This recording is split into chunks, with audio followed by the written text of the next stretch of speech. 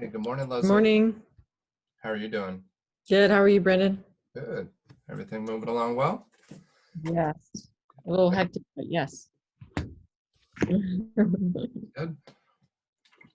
Are you getting ready for your wedding? Is that all coming together? Yeah, that's pretty much what's being so hectic Yeah. or making things hectic. We're gonna go see the photographer today. Cool. So we'll see. Nice. Yeah. Exciting stuff, right? Yes. Cool. Sounds good. We'll see. Well, we're a few minutes early, so it may take a little bit. Anything I can help you with before we get rolling? Um, I actually, yeah, maybe. Why not? Why not take the opportunity? Um, so I have a friend who's looking for a duplex in LA, Okay. but she's aware of like rental restrictions and like HUD and stuff, Mm-hmm. but she doesn't want to buy something that will be rent controlled.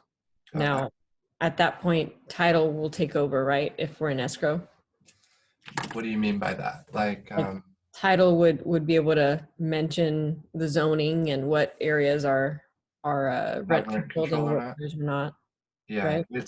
you can probably do some research ahead of time. So there are sites I know in Ventura County for zoning to Okay.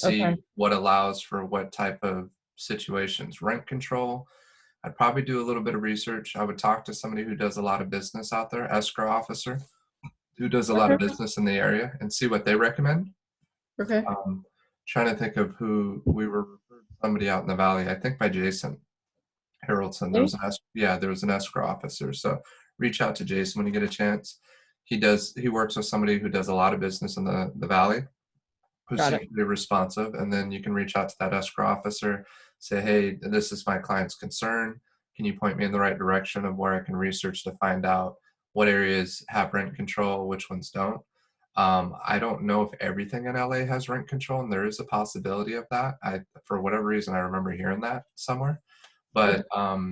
but that you know that may not be the case. So I would definitely research it. But if you do find out that everything does have rent control, then you're just going to have to be upfront with your client before you spend a lot of time out there searching for properties. Makes sense. Thank you. Cool. Yeah, no problem. um yeah, it's I got hit up by Amy on that video. Did you get a chance to watch the video? Or Did it was so good, just to understand how to approach things in different ways. Like, was that a client or was it someone that who was it? it's a prospective client. So Got it. yeah, no, and he's so I mean, it went great when I met him in person, and it didn't start off great. Like it was good, but I can tell he had his guard up. He was analyzing the situation. He already met with the Berkshire agent. He already met with a buyer that actually went and checked the place out yesterday and did a home inspection. So he was calling me in the morning, and his tone sounded down. So I was like, oh, great. He's going to tell me that they've been talking about it, that Mac decided not to go forward with me. And luckily, that wasn't, what the end result was.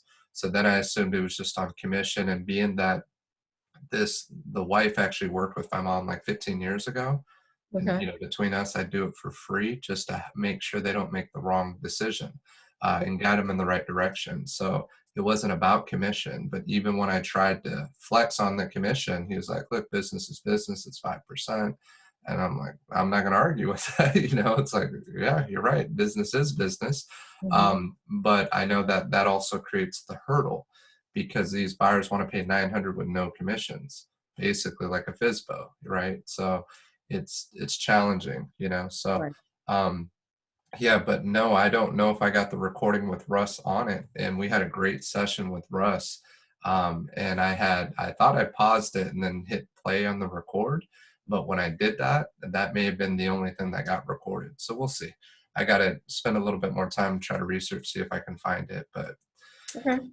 yeah, it was a good session. Nothing really new. Well, there were a few things that he called out that were different, and we can talk about later too. How you doing, Amy? Good. I'm trying to get the video on. Okay, it's on the There, bottom. there. How are you doing? Good. Good. Good morning. Morning. Good morning. Good Morning, morning. Leslie. What's up? Get Thanks. started. Yeah, thanks for bringing it to my attention about the recording too. I didn't watch it. I just transferred it over, and it may not have recorded that first half with Russ, which stinks because he killed Actually, it. It's yeah, a I great didn't see session. Russ on there. Yeah, no, it was just it only I did try to record after once that call came in because I knew that it was going to be a challenging conversation. So I wanted to, rewatch myself on there and see what was said, how I handled the objections, and a lot Right. of good stuff came up on it. So it ended up being a good training video. But Yeah, we well, got for sure. Misty, Anthony. So I'll do a little bit more research. There's a chance, Amy, it's not recorded though. So if I Okay. don't have it, it's a bummer. But we can talk about the points that were touched on. How you doing, Anthony? Good, man. Good morning. How are you? Good Morning, morning. everybody. Thanks for joining. Yeah. Cool. Morning. Welcome, Good Dusty. morning. Morning. How do you get that background, Dusty? So I noticed it only you can do it on the Zoom app on your iPad. So what I did is I just took the logo that Brandon emailed me and did a like a snapshot of it. Uh-huh.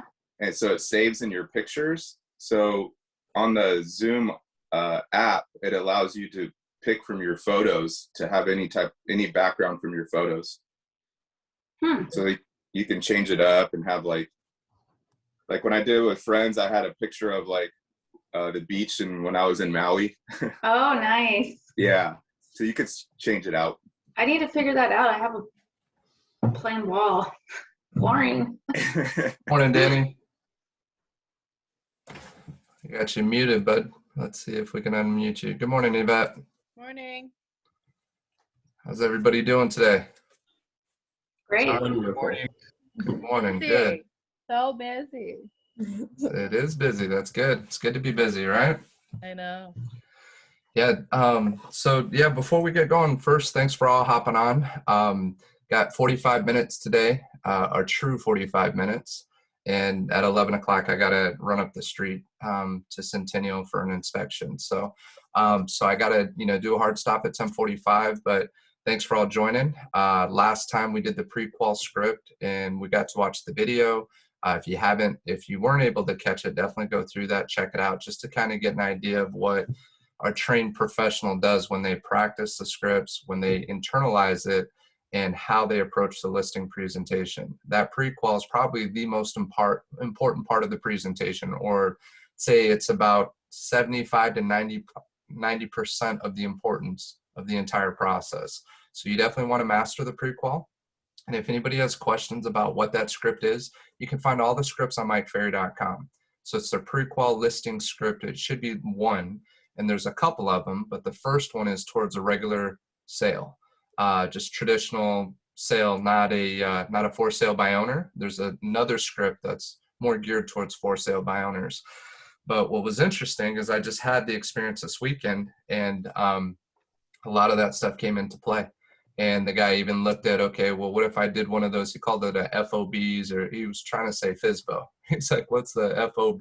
I'm like, fresh off the boat, And he's like, no, for sale by owner. And I was like, oh, well, yeah, there are some sites, but these are the reasons why you want to be careful before you go that route. But people try to do it, and then they're still paying out typically 2.5% on the other side. So they're really only saving on the listing side, but they're hurting themselves because they're attracting the wrong types of people. They're attracting investors.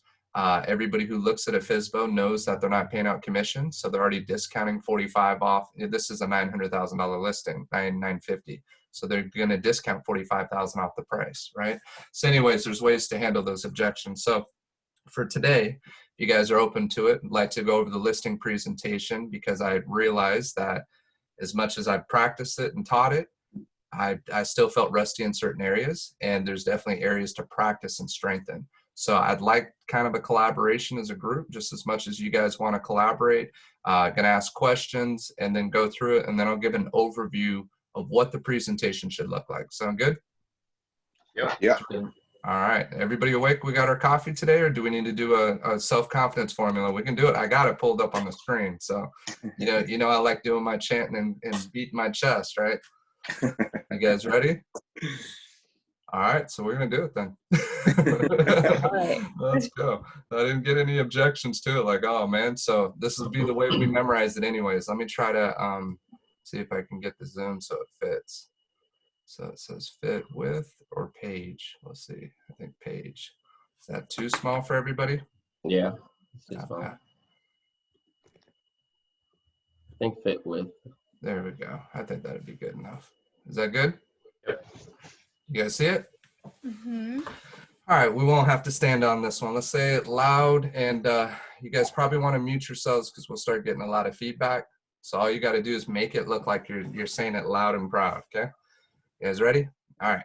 First, I know that I have the ability to achieve the object of my definite purpose in life. Therefore, I demand of myself persistent, continuous action towards its attainment, and I here now promise to render such action. Second, I realize the dominating thoughts of my mind will eventually reproduce themselves in outward physical action, gradually transform themselves into physical reality. Therefore, I will concentrate my thoughts for 30 minutes daily upon the task of thinking of the person I intend to become, thereby creating in my mind a clear mental picture of that person. Third, I know through the principle of auto-suggestion, any desire that I persistently hold in my mind will eventually seek expression through some practical means of obtaining the object back of it. Therefore, I'll devote 10 minutes daily to demanding myself the development of self-confidence. Fourth, I've clearly written down a description of my definite chief aim in life, and I'll never stop trying until I shall have developed sufficient self-confidence for its attainment.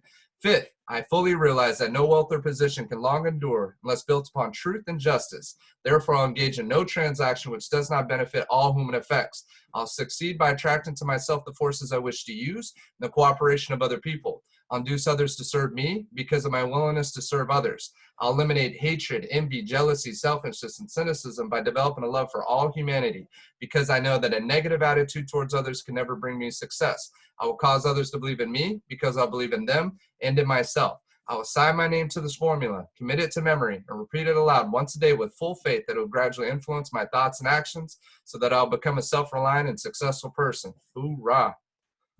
All right, nice job. You guys feeling good now? Got your minds right? Pumped. Pumped. Let's go. Let's run through that wall now. All right. So before we jump into the listing presentation, we've touched on it, I know, before. Dusty, this may be the first time that you and I have gone over this together. I don't know, Anthony, Danny, I'm trying to remember if we've done this or not. Are you guys familiar with the two phases of the listing presentation? I don't think so. I don't believe so. I just been going over the pre-qualing listing presentation. Awesome. So that's the great intro. And what's the purpose for the pre-qual? Anybody can answer.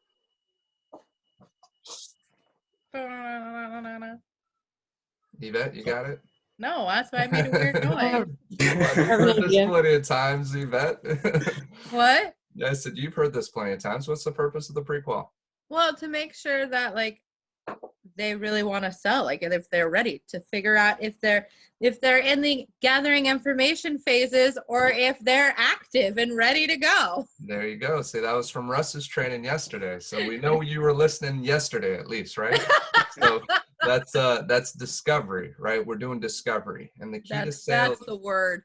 right? The key to sales is knowing what their motivation is, right? And we got to discover what are their needs, their wants, their expectations. It's a big Yes. part of the listing presentation, especially when we go through the overview. So what we're going to sum up, and this is really the secret to success on the listing presentations. A lot of people think it's this big fancy presentation, which I'm not saying that that's not important. I'm not saying the collateral is not important. Clients do get wowed by the fancy photos, especially if you have good brochures, good marketing material. They like that kind of stuff, right? So I would recommend bringing it. And I did bring it on Sunday when I got my last minute call. So I definitely recommend bringing it because it makes an impression. But the key is to have a really good conversation. And we got to understand what's going on in their mind. And we got to understand what their hesitation may be before they're going to commit to working with us or moving forward with the listing. That's the key to this whole process. So the pre-qual is essential because it's the first part of discovery. We're asking important questions to get an idea before we meet with them. So even though I only had about 2 hours notice, I had to do most of my discovery there at the house in person. And that happens sometimes. Sometimes you're going to get a call and it's just like, hey, we want you to come out, check out our property. They're not asking for a listing presentation. They're just asking you to check it out, give us your professional opinion. What do you think in pricing? What do you think in terms of what do I need to fix to get the house ready, right? And if you get the invite to go, you want to show up. And if you're worried that you're not ready, don't be worried that you're not ready. Be confident that you're going to be able to figure it out. Be confident that you're going to be able to connect with them and ask the right questions. And that's why we practice this. So you can be thrown in on the spot and be prepared and still look professional and still make that first impression that is critical. So, if you can have things ready to go, awesome. If you don't delay seeing somebody, because time is your enemy at this point.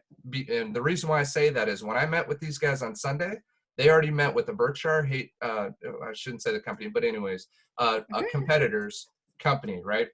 Met with them because they sold the house down the street for like $60,000 over asking price. So they met with them first. Then a buyer came to their house and said, we'll give you $900,000, no agents involved. Let's just wrap this up. We'll make it an easy deal. We'll give you $900,000, which is a great offer for this property once I looked at the comps, right? So that happened. So I already had two major objections. I got to beat another agent out who's from one of the top companies, right? Who comes in with the fancy brochures, and those of us that know that company know that they got some awesome collateral and marketing material. It looks impressive. Whether you're a brand new agent or you've been doing this for years, that brochure can make an impression on a certain type of person. So I had to come with some substance. I had to come with some depth and show experience, and I had to ask good questions and get deeper than most listing agents are going to get. And if you get deep with your prospect, regardless of who they are, it doesn't matter if they're a referral, it doesn't matter if they're a complete stranger, they're going to know that you're the professional, and they're going to know that you're going to separate yourself from the competition based off the types of questions that you ask. Okay, so we're going to jump into any questions before I get rolling. Okay, let's go. So to start off with the listing presentation, now we're there at the property and we go and we check it out. One of the things I like to do, and obviously everybody's got their own style, but one of the very first things I'm going to do is I'm always going to try to be polite and say, would you like me to take my shoes off, right? And I'm going to thank them. And there's an intro. Does anybody know the intro? I know Leslie does. Anybody else that may have not heard this, what is one of the first things you want to do when you meet somebody? Compliment them on their house. I don't know. Compliment on the house. That's good. That's actually acknowledgement. Anything else that you want to do when you first meet them? Danny, what do you do typically? Oh, you want to walk through the house, right? Okay, that's coming up, Yvette. I like it. I like the brains further percolating there. You're going. Danny, what do you do when you first meet a seller? If it's not somebody you know, or if it is somebody you know, what's going to be the first thing you're going to try to do? Well, I mean, obviously you introduce yourself, and like you said, you always want to be polite, take off your shoes or what have you. And I mean, you want to ask them questions like, is it okay if I bring, whatever you're bringing with you, or I don't know. I mean, just off the top of my head, I mean, Yeah. Compliment their house, I guess. Yeah, no, complimenting the house is great. All right, we got a couple more coming in here, so I try to establish where we're gonna sit to have our important discussion.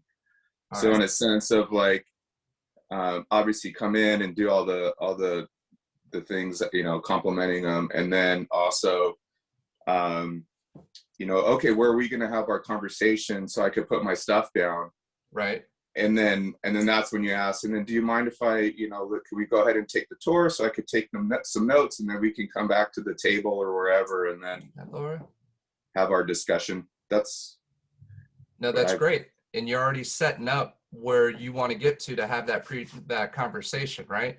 Because just remember, this is an awkward feeling. Remember what a seller feels like, or how do they look at us as agents? Do they necessarily like us? Are they a little non-trusting of us? Why could they have some hesitation with this? I know Anthony knows. You were on the lot for days, man. So I know, what's that initial, is it a trusting feeling as they come up to you? Where are they at, Anthony? No, they have their guard all the way up. I mean, even if you know them, they're gonna try to withhold information. So you gotta just bring their You're guard trying to down, build make them trust wifey. right away. Right. You are trying to build trust. And no, great answer, Anthony. So basically there's, and welcome, Laura. We're getting into the listing presentation right now. We got 45 minutes. Well, actually 30 minutes now. So we're going to try to wrap it up right at the 10:45. And everybody that knows me knows that that's almost impossible for me to do, but I'm going to do my best because I have to be somewhere at 11 o'clock. So this is just going to be the start to the listing presentation. We're not going to get over everything. But there's certain way that's been taught in the past, and I know you have extensive experience as well, Laura, so please feel free. Right now we're just talking about when you first walk into a house and you're the agent, and it may be a referral, it may not be a referral, you're making your first impression. What are some of the things you do at the beginning, as Anthony brought up, that they're in a non-trusting part, or just their guard is up, right? They're concerned that all we care about is getting a commission. We really don't care about them. These are just initial feelings or biases, I just kind of speak bluntly. What are some of the things that you do when you show up to a house? First thing I do, well, I ask them to, I compliment the house. I ask them Awesome. to give me a tour. And while I'm touring the house with them, I just ask them, what are your favorite, what are your favorite things about the house? What did you love about the house? I try to get a history of the home and what their favorite aspects of it are. I try to get a history and what kind of emotional impact they have. I try to get some of that from the initial phone appointment before I even go out there. But if I don't have that, then when I get there, I try to personalize myself with them. But that tends to get them to open up a little bit. I try to listen a lot more than talk. So I find that if you listen more instead of talking, because a lot of times when they have salespeople come to the house, they get bombarded, and that makes their guard go up right away. So if you ask questions and sincerely listen, it helps to gain their trust a little bit more. Beautiful. All right. And then I just try to find out what their goals are. Right. That's perfect. Well, And why we are don't they need selling? to do any more of this Yeah. class. We're just going to end it right there. Everything she just said, that's exactly what you want to accomplish through the presentation. And I mean, you hit it spot on. And I'm not just saying it just to say it. Our job is to become, when we talk about information gathering, first, this is a people business. This is about connecting with people, creating trust, and developing those relationships, right? So as Laura mentioned, on her very first conversation she has with them, she's already trying to connect with them. She's trying to create that value. She's trying to ask questions. She's trying to understand what their story is. As she walks into the property, I already feel at ease just off how she just presented herself right here. I already trust her. I already know she knows what she's doing. I can tell she's comfortable in how she's going to lead us through this process. And she's also going to separate herself from the competition. And that's what you have to think of. How is everybody else attacking this situation? And that's typically what it is. It's like war. You're going to war here. You're up against people who are very, I don't want to say cutthroat, but they're trying to win at all costs necessary, right? If they can try to hit you on the brand, they're going to try to talk smack about the brand. If they can hit you on anything, they shouldn't be talking about anybody, right? They should just be focused on what they have to offer. But it is good to know what your competition is if you can find out who the other agents are and what brokerages they're with. Not that you ever want to talk about that brokerage, but what you want to do is be able to differentiate yourself. And how do you separate yourself from that competition? So it takes some skill, it takes practice. But biggest thing that I like that Laura shared is it's about asking good questions and listening. Telling is repelling. I know I shared this with Dusty the other day. He smiled. He's like, I like that one. It's a Mike Ferry quote. Telling is repelling. It pushes people away. When you tell somebody something, they're only kind of partially listening. That's part of why I want to ask so many questions through this process, not to put anybody on the spot. It's to engage. It's for us to think. And this is what we want to do with our clients. We want to ask good questions. Instead of telling them, hey, yes, now is the time to sell, you want to ask them questions that lead them to get them to self-realize that it is a great time to sell. but it's by me asking good questions, not me telling them that it's a good time to sell. There's a huge difference. The self-realization is so much more powerful by asking questions versus me just trying to say, well, look at this, and for this reason and this reason and this reason, you need to sell your home right now. They may have only picked up on part of what you just said right now, right? Because you have to ask those questions. Go ahead, Danny.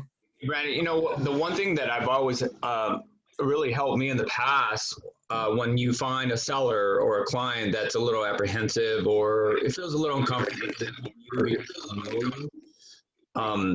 you know, right away, instead of me talking, I've always said something about like, tell me about yourself. You know, tell me more about your house. And as soon as you kind of switch it over to them, because obviously people love to talk about themselves, right? I've always had good success when I always say that, just tell me about yourself, and then just let them talk, and they talk and talk and talk and talk. And that right there makes them feel a little comfortable, I think. That's huge. Yeah, for sure.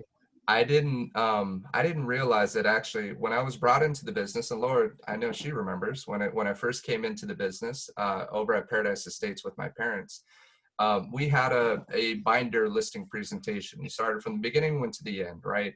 It was a typical template that was very common with many real estate brokerages, which was surprising that we would still get complimented from the clients that, wow, you're the only one that put this full presentation together that was tabbed out, had sales comps, had what's going on with the market, had the different parts of the presentation all tabbed out. But that's all I knew. You go from the beginning, talk about what we've done well in the past.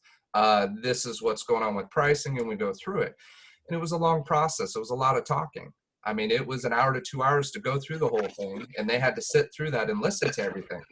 Then I went to what was called mediation training.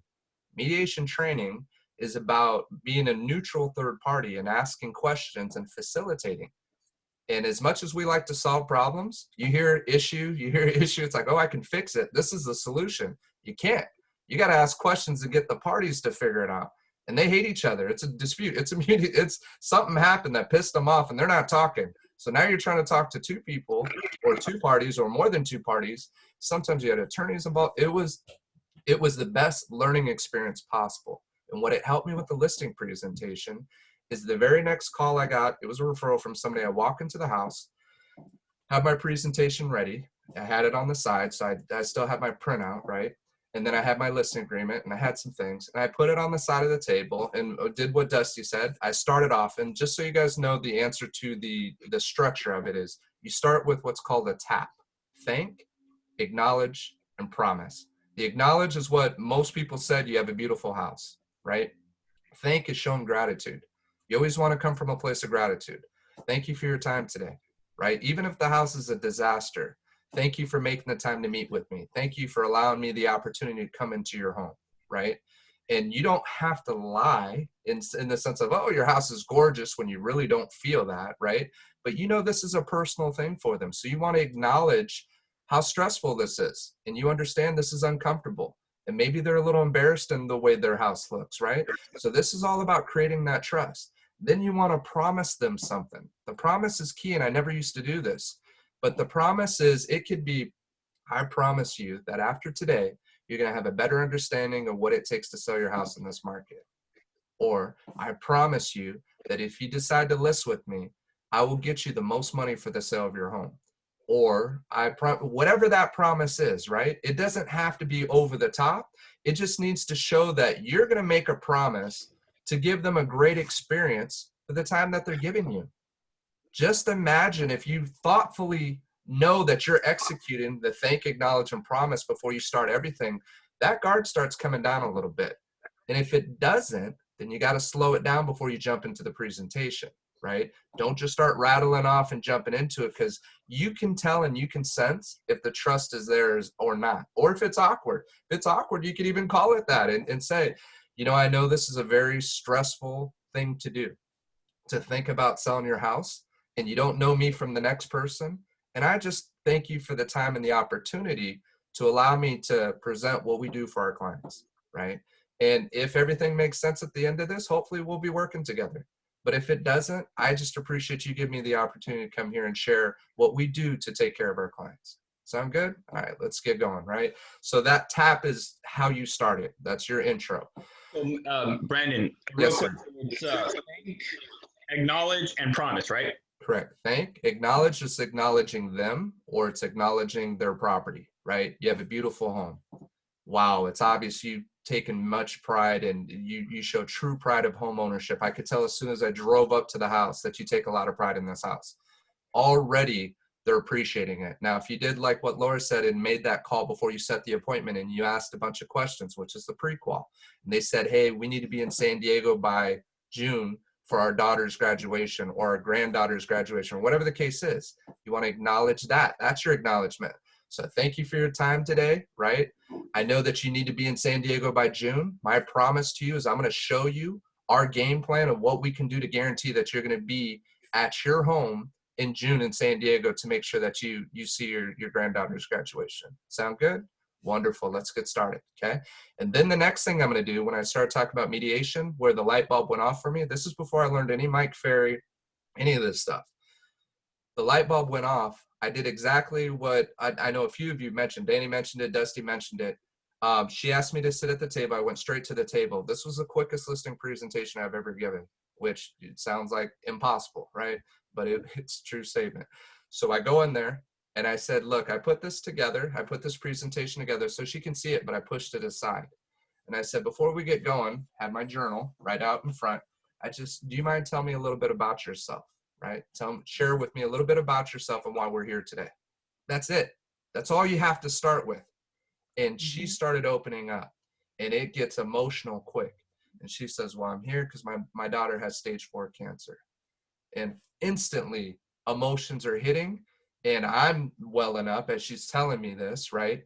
And trying to keep my composure and be professional, but it hits home for me because my mom had stage 4 cancer, right? So instantly we connected probably in 30 seconds, but definitely in the first 2 to 5 minutes, she already knew she wanted to work with me. I didn't have to say anything. I just asked her the question about why we're here today. That's it. And she liked the way that I cared about her. And that's all that mattered, right? Yep. And so sure enough, she was like, I already know I want to work with you. Tell me what I can get for this house. So I went straight to the comps, showed her the pricing of it. We signed the listing agreement. It was done. Like 10-minute listing presentation. I'm like, holy smokes. It just it changed everything for me because it showed me that I was missing it every single time at every single listing presentation until I got it right then and there.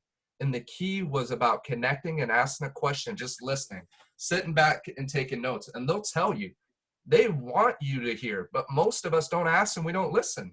We just start telling, we start rattling off our presentation. So when we go over and we master this presentation, I have a good idea of the outline. It's not about going through every piece of it. It's about understanding what they want. And then you need to be the person that they need to lead them through the process. And that's critical. And if that's the biggest thing we get from this, I hope that gives everybody just a better understanding to understand that if you can nail that, you don't need to say all the right things. You don't need to have this big shiny presentation. You just need to be good at being human and understanding people and listening to them. And they'll tell you what's on their mind. And then when they're hesitating, you have to dig deeper and you got to find out why they're hesitating to committing to you, your company, or just the sales process in general, why they're holding off on selling their home. A lot of times, everybody's already got their excuse, right? They have their reason of why they're not going to commit to you right then and there before you even show up. That's always, they'll tell you on the phone.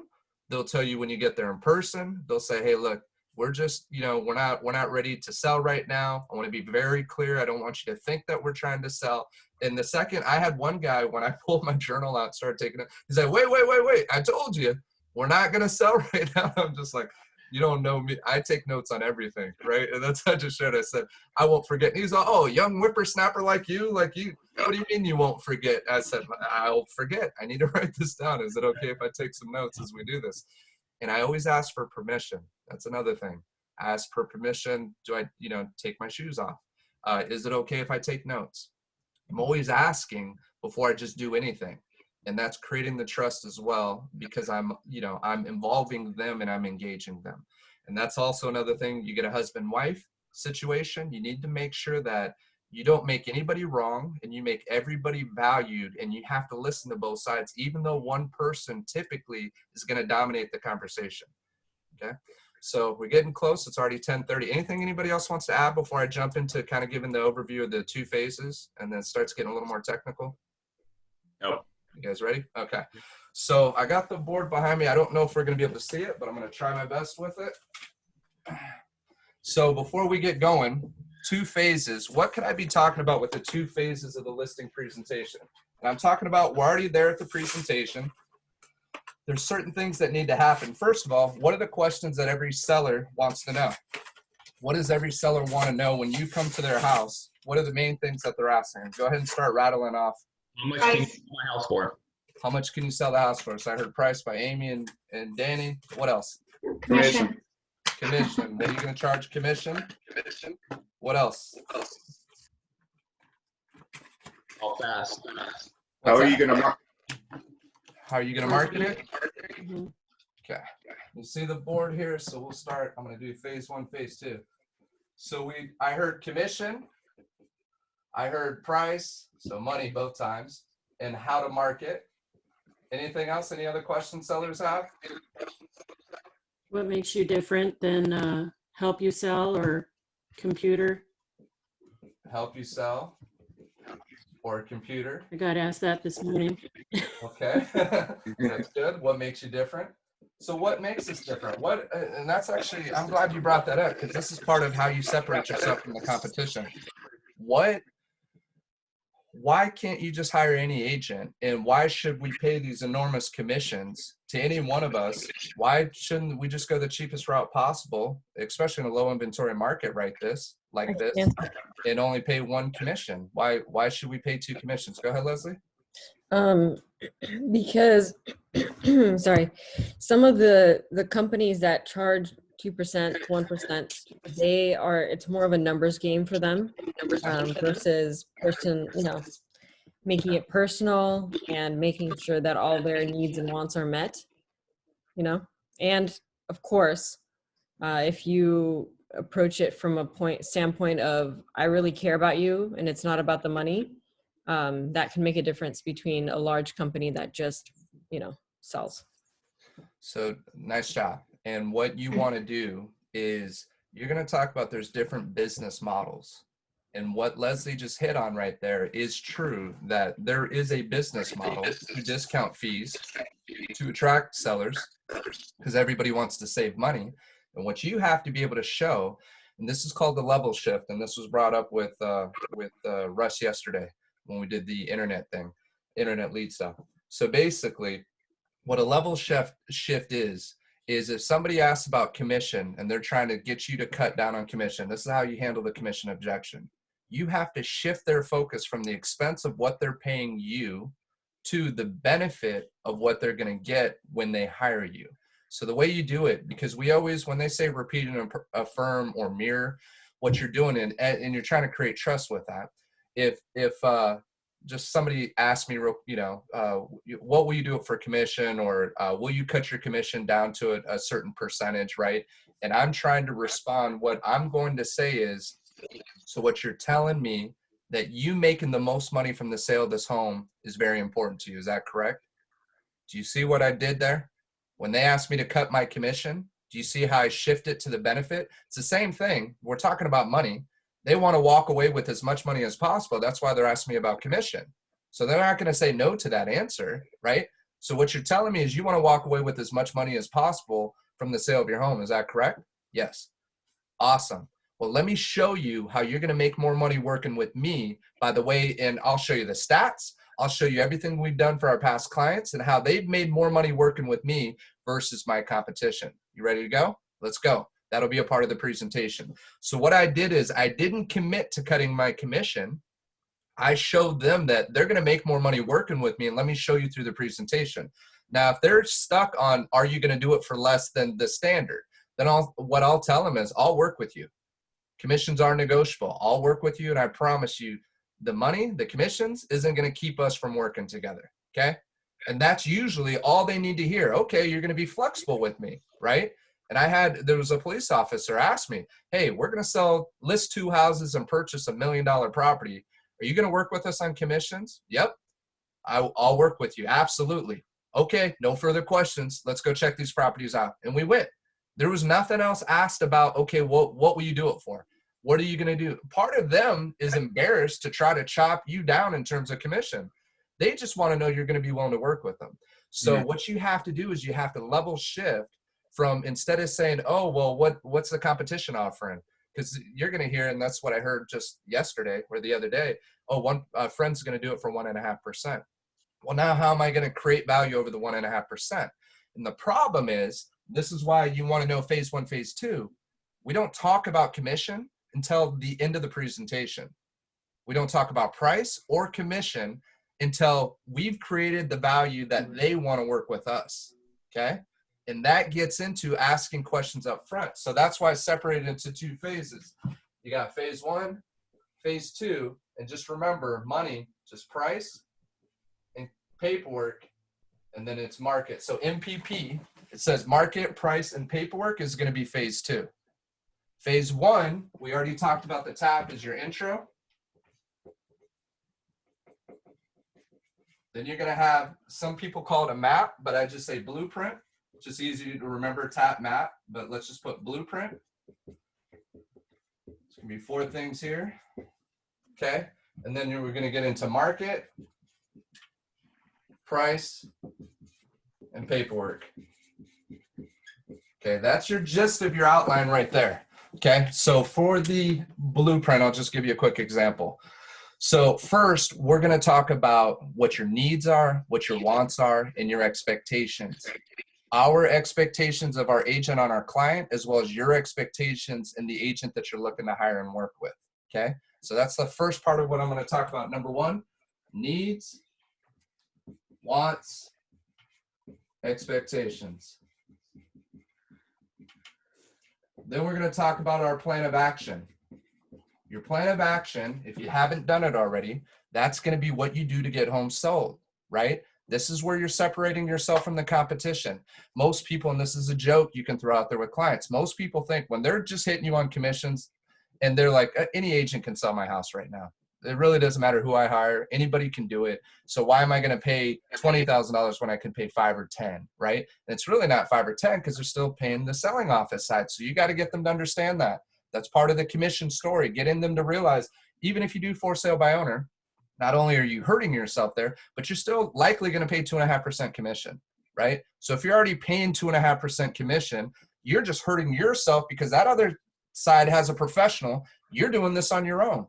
And you may be a good negotiator. This is what we do every single day. And there's a reason why we net our clients more money when they work with us and they put it on the MLS versus trying to sell it on their own. That's a whole nother discussion of how you attack for sale by owners. And it's key to know right now in this market, okay? So your plan of action is number 2. Number 3 is going to be the market and price, okay? And then finally, it's going to be paperwork, which is your close. All right. So when we talk about the market and price, we're going to talk about the market, where it's at today, where it's been in the past, and where it's heading. So you can say where the market was, where it is today, and where it's heading. This is important to show them the flex market stats. And I'm going to show you all how to do that if you don't already know how to do it.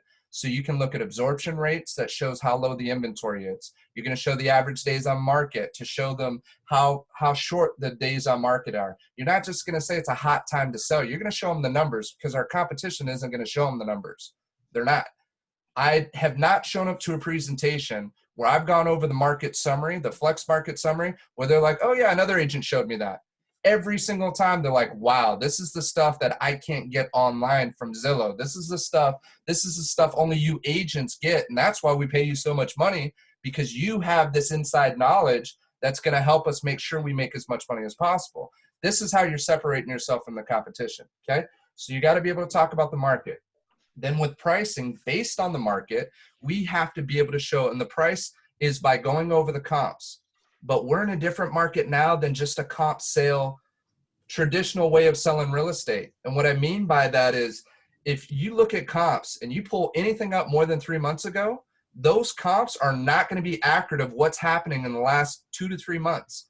you have to really look heavily at the active and the pending, more so than in the past. You wouldn't even look at active. Active was a distraction. Now, because there's so little inventory, you got to know what your competition is, and the pending is critical, and you want to talk to those agents and try to get as much insight to find out how much over asking, because you're hearing 30 over, 40 over, 50 over. You're hearing 28 offers on a situation. So the one we just got accepted, there were 28 offers. It started at 590, went out at 635. They had offers up to 650. That property actually appraised at 655 in Camarillo with 0 lot line, no yard, and got 635. Now they got a steal because they moved into 20 equity, and everything else that's coming up is not very nice at 620 or higher. And so in Camarillo right now, you can't find anything under 800,000. It's like Village of the Park, I think, is the only property up. So you got to know what your competition is. And then the pending, you really got to give more weight than before, than the solds. Okay. Now you're going to have appraisal issues, and this is cool. And the reason why I say it's cool, because this is how you're going to separate yourself from the competition, that you're going to tell. One of the lines I use, I hate to call it a line, but I mean it when I say it, but I use it all the time, is I'm going to tell you what you need to hear. I'm not going to tell you what you want to hear just to get your listing. I'm going to tell you the truth, and you're not going to like it most times. And I'm also going to tell you what the other agents are going to tell you. And typically I'm pretty spot on with what they're quoting versus what I need to tell them. So I don't commit to a price most times. I commit to a sweet spot. The reason why I do that is when I say a sweet spot, that tells me a range. And we don't know what the market's going to bear until we put it on the market. We don't know. Nobody has a crystal ball, knows exactly what any home's going to go out. You have a professional opinion. You may be good at what you do, and you may be pretty lucky, and you may have like 100% on your list price versus sold price ratio, right? One of the stats we want to show. So that's another thing. It's called your report card, where you show all your past sales, and you show your average days on market, your list price versus sold price. Okay, so I know I'm coming towards the end, so I'm just trying to spout as much as I can right now just for this meeting. But before I jump into any more, is what I'm saying make sense so far? Yep. You guys good? Brandon, when this is over, can you do us a solid and take a picture of that board? Yeah. And send it to us? For sure. I'm sure it's hard to see. Yeah. No, I mean, I was trying to write notes with you, but Cool. If you could take a snapshot with your phone, that'd be great. Will do. Thank you. Thank you for bringing it up. So really important. This is key, because this is important as you're going through the presentation. And this is more on the sales side, but it works, and it's the truest thing you need to do. And it makes you, when I say sales side, I'm saying that you're getting very persuasive, and you're getting to a point where you listen really good, and you can lead somebody in the direction that's in their best interest. You're not leading them down a bad path. You're leading them down the right path, and that's why you can do it with such conviction and passion and enthusiasm, because you know it's in their best interest. So we never do anything. That's why we did that self-confidence formula. We don't engage in any transaction which does not benefit all whom it affects, right? That's the key line on it. You only do what's right for everybody that's involved in the transaction. And when you do that, you can speak with conviction, and we do our jobs and lead them through the process. So if I get to a good point, and I've done a lot of good discovery, I know what their needs and wants and expectations are. I know that we're on the same page, and I can tell they like what they're hearing. And I can tell we've talked about the market, and I've separated myself from the competition. I'm getting to a really good part in the presentation. What do I want to do at that point before getting over to commission and price? What should I do? Does anybody know? I know Leslie does, just because we've done it so many times. What do we do, Leslie? Put you on the spot. Like to separate ourselves from the competition? That was the Right. question, Well, right? we're at a good spot in the presentation. And Right. what question do we want to ask them before we go to price and commission? Well, we want to know if they've committed to us first. We want to Right. know. Well, what do you do though? What do you say at that point in time? I used to call it a temperature gauge question. So I'm trying to a hint you as well. couple yes questions, have them say yes. You can't. And no. It's good. No, it's been a while since we did this. So what we're gonna do at this point is one of the key questions I used to say, and the easiest one is just, so how are you feeling so far? How do you feel with what I've shared with you? That's the easiest question. That's the softest question. How do you feel with what I've shared with you so far? You need to give them a chance to share what they feel about what you've presented, right? So that's the easiest. You want to get a little bit more specific and start getting closer to the close. A harder close, Mhm. which is what you're doing. You're already thinking like a closer, Leslie. I remember. I remember. What you can do is you can say on a scale of 1 to 10, how confident are you that I can sell your home? 10 being 100%, 1 being the 10%.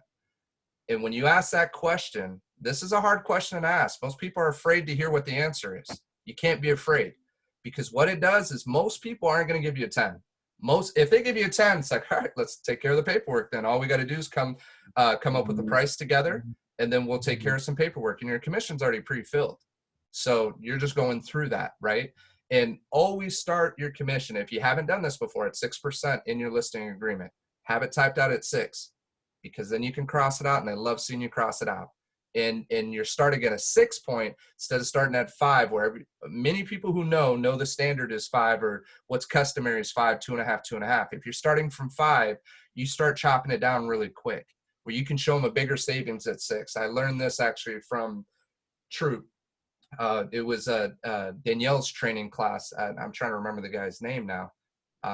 It'll come to me, but he used to teach. He was an old school guy, and the way he taught it, and I liked what he taught her about that, and I use that for my own presentations. So 6% is where you want to start. Okay. So anyways, you asked that 1 to 10. We're at 10:45, so I'm on the buzzer. Luckily, it's literally up the street from me, so I'm gonna do 5 more minutes. If they say 8, you say 8's great, right? Thank you for that compliment. They're feeling pretty good, but I want you to be 100% confident that I can sell your home. So please share with me, what was it? Why isn't it a 10 versus an 8? And what you're trying to do is, first you're trying to isolate the objection, but you're trying to find out from them why they're not 100% committed to working with you. So this is why it's called a temperature gauge question.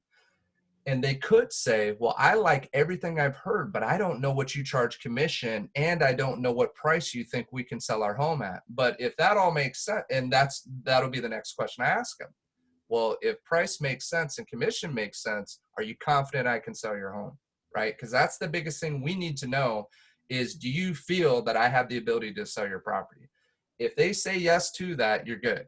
If they say, well, I'm about 90% sure, everything you say sounds great, but you're obviously good at what you do. And we don't know until we hire you whether you're really as good as you say you are, right? So I can give them some references. I can give them my track record when I talk about the report card, which is all it is a CMA report of all my past sales, right? And I can show that to them. A lot of times that's the difference maker. And where I don't get any pushback on my commission is because I'm showing them my past sales with my track record. And when I talk about that, if anybody ever wants to use any of the past sales combined, whatever, feel free to reach out to me. I know we have some newer agents, or maybe you weren't as active in the last year to 2 years. We can collaborate together and show it as a team approach. They're also not going to see when they're looking up there, you know what I mean? Does it show your name specifically in your ID? They're just looking at the sales. So you just want to highlight a couple things and say, look, this is what we've done together. This is what our company does. And this is how we sell. This is why we know we're good at what we do, right? This is why I know we can get you what you want. And I missed the 2 fundamental beliefs, and I'll just wrap it up on this because I know we're pressing for time, unless there's a question on the transition part. 2 fundamental beliefs you need to have going into a listing presentation. 1, that you're the best person for the job. 2, that you can get the job done. You can't think anybody else is better than you when you go into a listing presentation. You've already lost. You have to know and have that confidence. Otherwise, they're not going to have the confidence in you. Doesn't matter who you're up against. I don't care if you're in competition with one of the top people in the city, the counties, whatever, doesn't matter. If you connect with them and they like you and they trust you, they're going to work with you. They don't care about stats a lot of times. Okay. So that's why I don't get caught up on when I talk about the track record, that's just part of it. That's something that has helped me over time, but it takes time to develop that and to get good at being able to hone in on the stats.